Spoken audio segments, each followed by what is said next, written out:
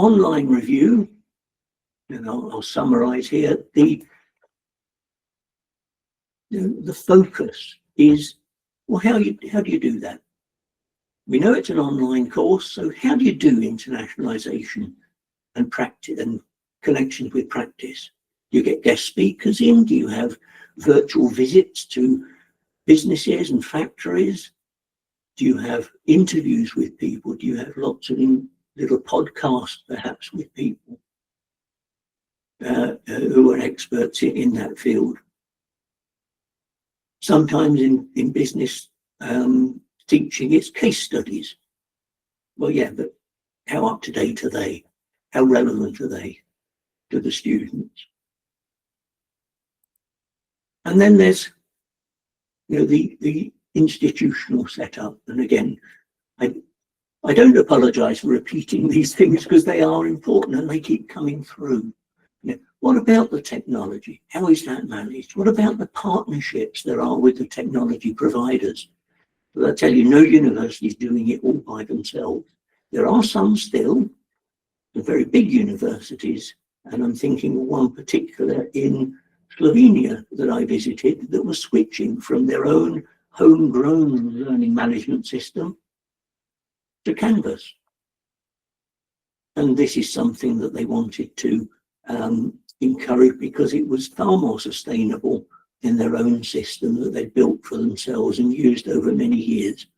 But that means there needs to be a partnership with Canvas that is a private company offering a learning management system.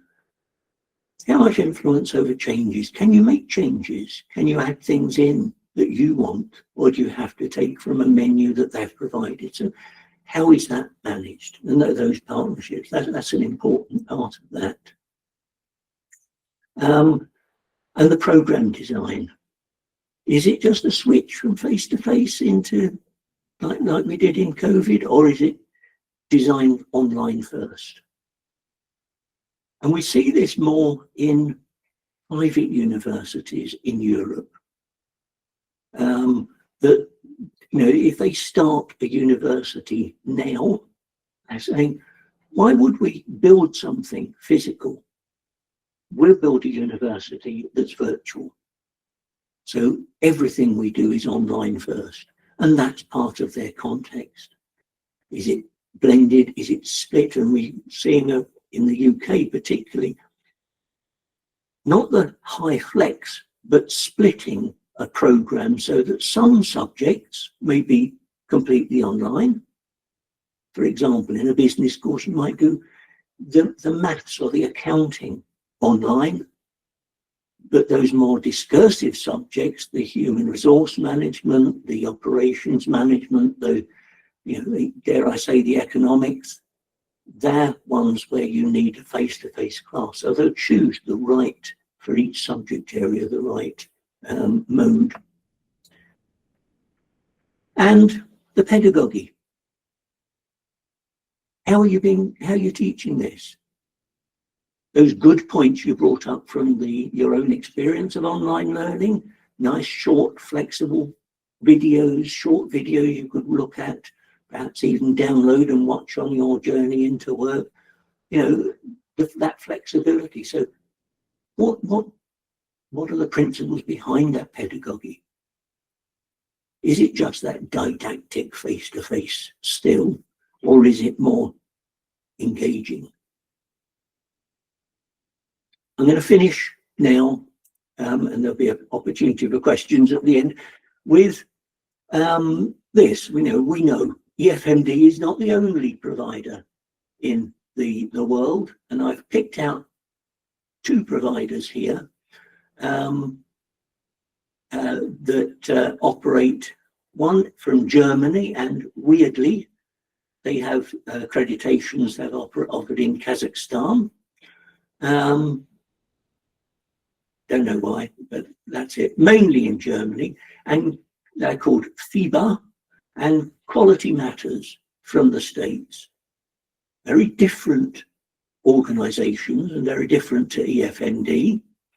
And then I've tried to contrast two other countries, guidance from the UK government on online learning and guidance from the Australian government.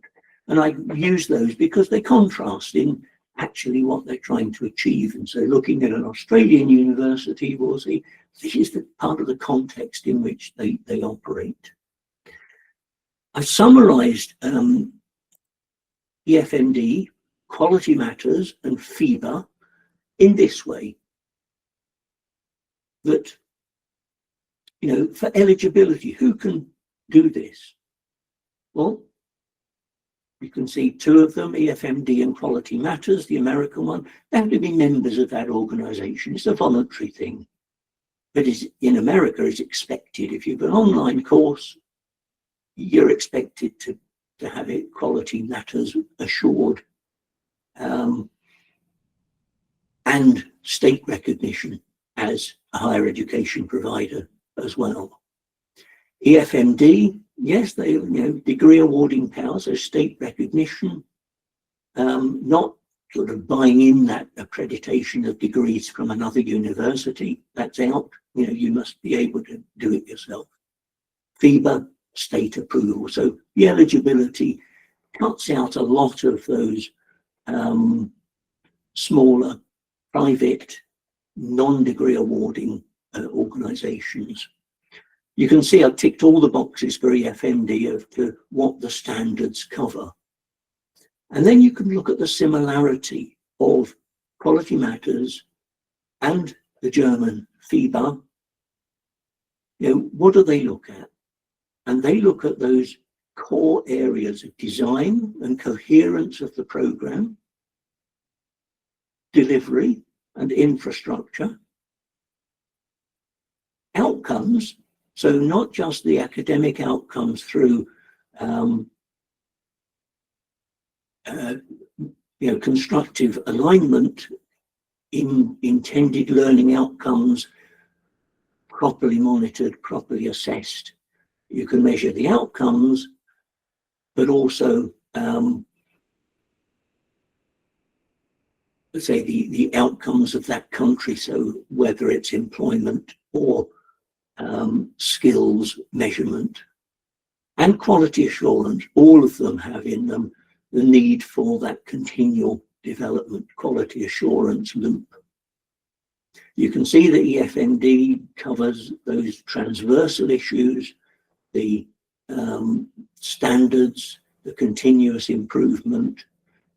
Quality Matters does that. They have a 5-year review.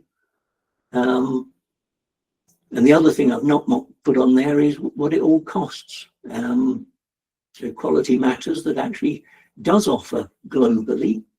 You know, they offer accreditations into, I think it's into parts, one college in Shanghai, they offer into the Pacific Rim countries.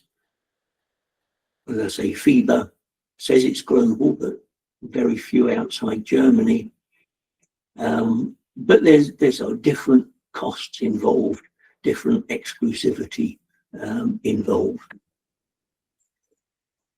What that says to me is that actually of all the different systems, and these are only a sample of systems, quality assurance systems, external quality assurance around the world, there's a commonality in that central part: design, delivery, outcomes, and quality assurance. And so that's going to be our focus next time. And then just to compare the government guidance from the UK, we are governed in the UK by something called the Office for Students, which rather shows the emphasis and the focus and the priorities of our current government. You know, it's students, not universities, you know, Ministry of Education, it's Office for Students.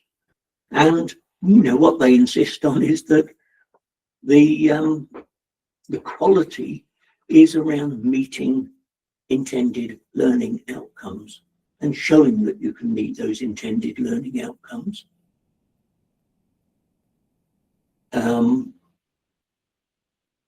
It does promote flexibility and lifelong learning, so they're open to online education, and are particularly focused on vulnerable groups, disadvantaged groups.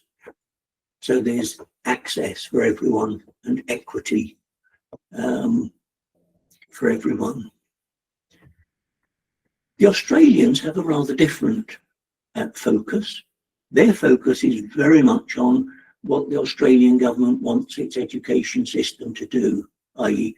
provide solid employees for industry and commerce in Australia. So they support, and Australia always has had online or distance learning, and they still do that, and through that distance learning, they want the focus to be on employment and employability. Their equity, yeah, they do favour and gives particularly focus on improving the outcomes for Indigenous Australians, and they make quite a point of that when you do meet them and talk to them about the eligibility for entry onto courses.